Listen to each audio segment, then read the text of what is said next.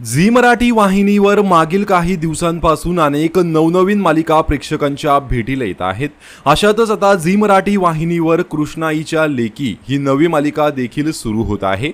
मात्र यासोबतच आता झी मराठीच्या आणखीन एका सुपरहिट मालिकेचा दुसरा भाग प्रेक्षकांच्या भेटीला येणार अशी चर्चा सध्या सुरू आहे। झी मराठी वाहिनीवर 2016 साली आलेली काहे दिया परदेस ही मालिका प्रचंड लोकप्रिय ठरलेली। या मालिकेतील शिव आणि गौरीच्या जोडीला प्रेक्षकांनी भरभरून प्रेम दिलं।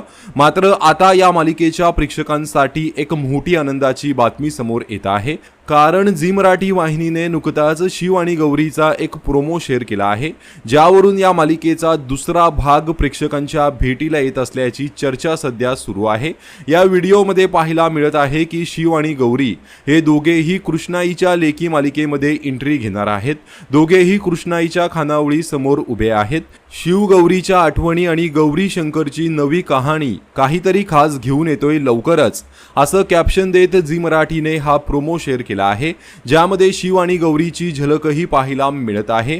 या मालिकेमध्ये शिव आणि गौरीच्या भूमिकेत ऋषी सक्सेना आणि सायली संजीव ही जोडी दिसली होती। त्यामुळेच आता शिव आणि गौरीच्या म्हणजेच काहे दिया परदेस या मालिकेचा दुसरा भाग प्रेक्षकांच्या भेटीला येणार असल्याची चर्चा सध्या सुरू आहे। येत्या काही दिवसातच या मालिकेच्या दुसऱ्या भागाची घोषणा केली जाऊ शकते। तर झी मराठीवरील काहे दिया परदेस ही मालिका तुम्ही पाहायचे का आणि या मालिकेचा दुसरा भाग आलेला तुम्हाला आवडेल का? कमेंट करून नक्की सांगा। धन्यवाद।